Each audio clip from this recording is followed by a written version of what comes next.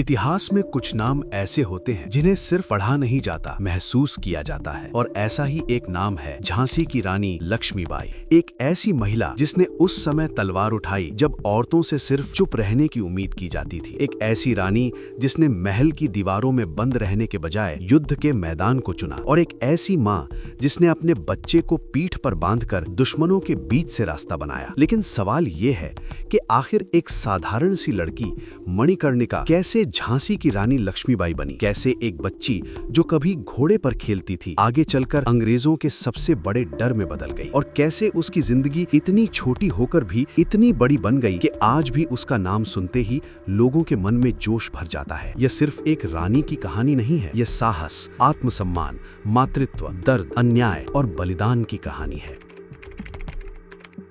रानी लक्ष्मीबाई का जन्म काशी यानी आज के वाराणसी में हुआ था। उनका बचपन का नाम मणिकर्णिका तांबे था और घर में उन्हें प्यार से मनु कहा जाता था। उनके पिता मोरोपंत तांबे मराठा परंपरा से जुड़े हुए थे और उनकी माता भागीरथीबाई धार्मिक और संस्कारी स्वभाव की थी। लेकिन मनु की जिंदगी बहुत छोटी उम्र में ही बदल गई, क्योंकि उनकी माँ का निधन तब हो गया जब वो अभी बहुत छोटी थी। एक छोटी बच्ची के लिए ये बहुत बड़ा दर्द था। माँ का साया सिर से उठ जाए तो बचपन अचानक बड़ा लगने लगता है। लेकिन शायद यही दर्द आगे चलकर उनके अंदर एक ऐसी मजबूती बना गया जिसने उन्हें बाकी बच्चों से अलग बना दिया। माँ के जाने के बाद मनु अपने पिता के साथ बिठूर आ गई, जहाँ पेशवा बाजीराव द्वितीय का दरबार था। वहीं से उनकी जिंदगी ने एक नया मोड़ लिया। उस समय समाज में लड़कियों के लिए सीमाएं बहुत थीं, लेकिन मनु का बचपन सामान्य लड़कियों जैसा नहीं था। वे सिर्फ गुड़ियों से खेलने वाली बच्ची नहीं थी, वे घुड़सवारी करती थी, तलवार चलाना सीखती थी,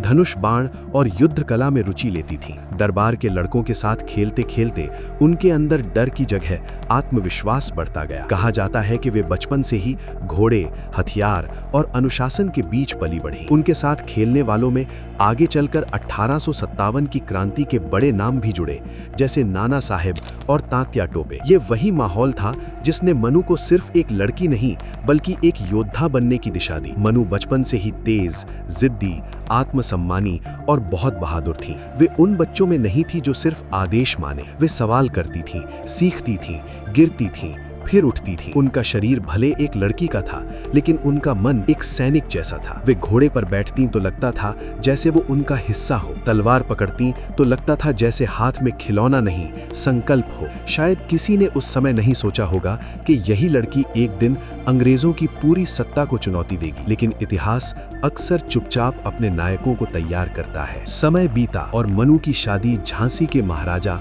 गंगाधर राव से कर दी गई। शादी के बाद उनका नाम लक्ष्मीबाई रखा गया और वे झांसी की रानी बन गईं। अब उनका जीवन सिर्फ एक लड़की या बेटी का नहीं रहा था, बल्कि एक रानी, पत्नी और राज्य की संरक्षिका का बन चुका था। झांसी उस समय एक महत्वपूर्ण रियासत थी और वहां का शासन, सम्मान और स्थिरता बहुत मायने रखते थे। महाराजा गंगाधर राव विद्वान और संस्कारी माने जाते थे और रानी लक्ष्मीबाई ने राजमहल में प्रवेश करने के बाद भी अपने आत्मविश्वास और दृढ़ता को नहीं छोड़ा। वे पर्दे के पीछे रहकर चुप रहने वाली रानी नहीं थी। वे शासन, व्यवस्था और लोगों के जीवन को समझती थी। उन्होंने अपने नए जीवन को सिर्फ शाही ठाठ के रूप में नहीं बल्कि जिम्मेदारी के रूप में लिया। शादी के कुछ समय बाद रानी लक्ष्मीबाई ने एक पुत्र को जन्म दिया। महल में खुशियां थीं, राज्य में आशा थी और भविष्य सुरक्षित लगता था। लेकिन किस्मत ने यहाँ भी उनके साथ बहुत क्रूर खेल खेला। उनका बच्चा जन्म के कुछ समय बाद ही चल बसा। एक माँ के लिए इससे बड़ा दुख क्या हो सकता है?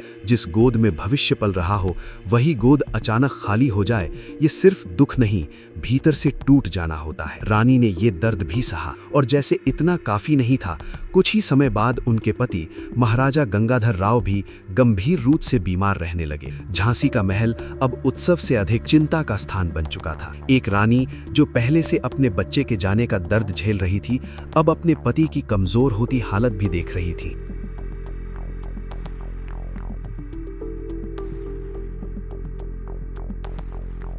जब ये स्पष्ट हो गया कि महाराजा का स्वास्थ्य संभलना मुश्किल है, तब उन्होंने परंपरा के अनुसार एक बालक को गोद लिया, आनंद राव, जिसे बाद में दामोदर राव नाम दिया गया।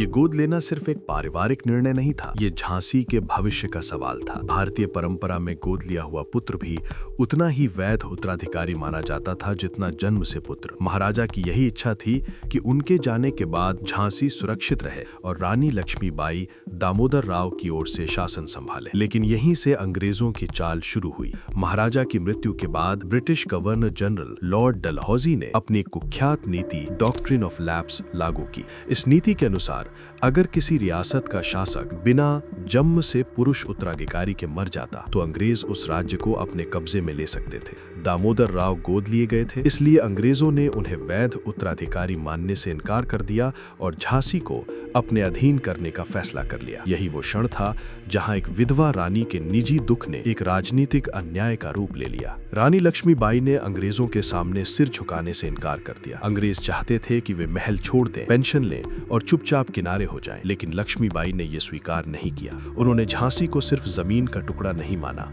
वो उनके लिए सम्मान, अधिकार और आत्मसम्मान का प्रतीक थी। यहीं से वो भावना जन्म लेती है जिसे लोग आज एक पंक्ति में याद करते हैं, मैं अपनी झांसी नहीं दूंगी। चाहे ये वाक्य बाद की स्मृति में और मजबूत हुआ हो, लेकिन इसके पीछे की भावना पूरी तरह सच्ची थी। रानी जानती थी कि अगर वे इस अन्याय के सामने झुक गईं, तो सिर्फ एक रियासत नहीं जाएगी, एक पूरी पीढ़ी का सम्मान चला जाएगा। 1857 में भारत के अलग अलग हिस्सों में अंग्रेजी सत्ता के खिलाफ आग भड़क उठी। मेरठ से शुरू हुई चिंगारी धीरे धीरे उत्तर भारत में फैलने लगी। सैनिकों में असंतोष था, राजाओं में क्रोध था, किसानों में दबाव था और आम लोगों में अपमान का भाव था। ये सिर्फ कारतूसों का मामला नहीं था, ये वर्षों से जमा हुए अन्याय का विस्फोट था।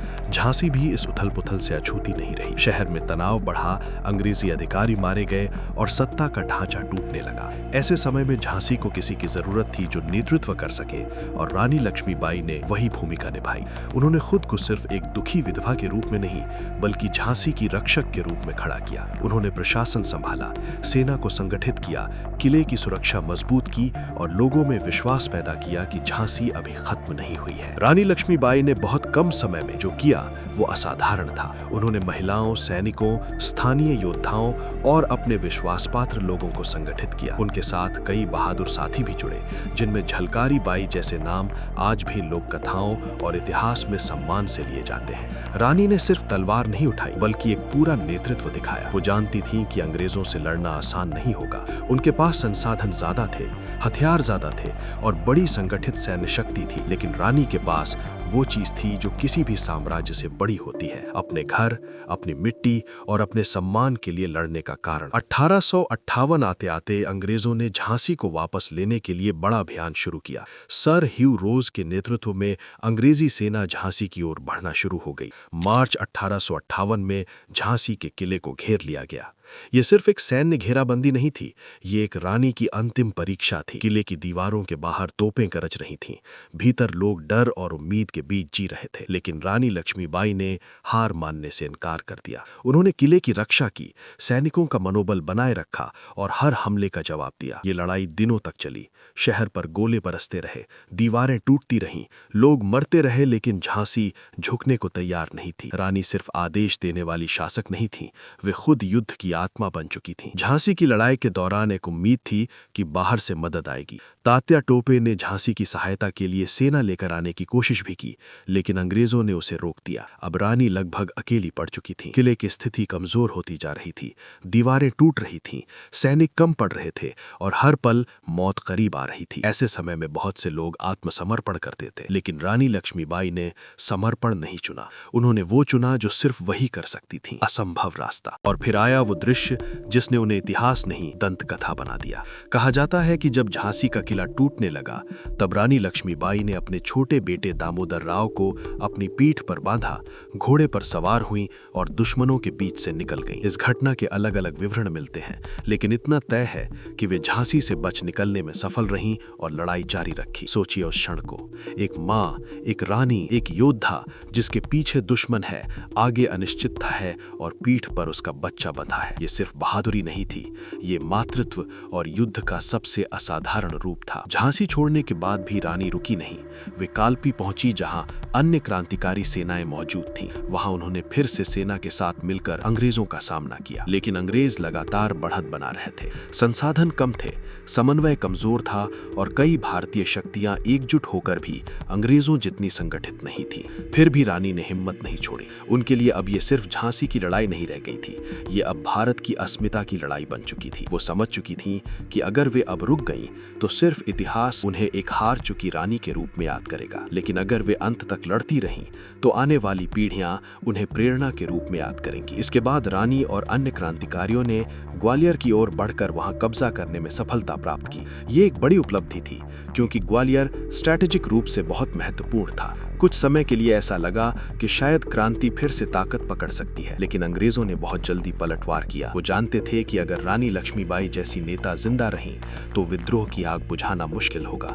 इसलिए ग्वालियर की ओर बढ़ती अंग्रेजी सेना सिर्फ एक शहर लेने नहीं आ रही थी, बल्कि एक प्रतीक को खत्म करने आ रही थी। फिर आया जून 1858। ये वो समय था जब इतिहास अपने सबसे दर्दनाक और सबसे महान पलों में से एक लिखने वाला था। कोटा की सराय ग्वालियर के पास युद्ध छिड़ा। रानी लक्ष्मीबाई ने पुरुष वेश धारण किया, घोड़े पर सवार हुई, तलवार हाथ में ली और सीधे युद्ध में उतर गईं। वे पीछे हटने वालों में नहीं थीं। वो जानती थीं कि अब या तो जीत होगी या शहादत। उस दिन उन्होंने वैसा युद्ध लड़ा जैसा शायद बहुत कम लोगों ने देखा होगा। वे घायल हुईं लेकिन लड़ी, वे गिरती रहीं लेकिन रुकी नहीं, और आखिरकार 17 या 18 जून 1858 के आसपास युद्ध के मैदान में उन्होंने अपने प्राण त्याग दिए। उनकी मृत्यु के नक्सी क्षण के बारे में अलग अलग विवरण मिलते हैं, लेकिन एक बात सब में समान है, वे अंत तक लड़ते हुए मरी। उन्होंने हार कर जीवन नहीं चुना, उन्होंने लड़ते हुए मृत्यु चुनी। कहा जाता है कि रानी नहीं चाहती थी कि अंग्रेज उनके शरीर को हाथ लगाएं, इसलिए उनके विश्वस्त लोगों ने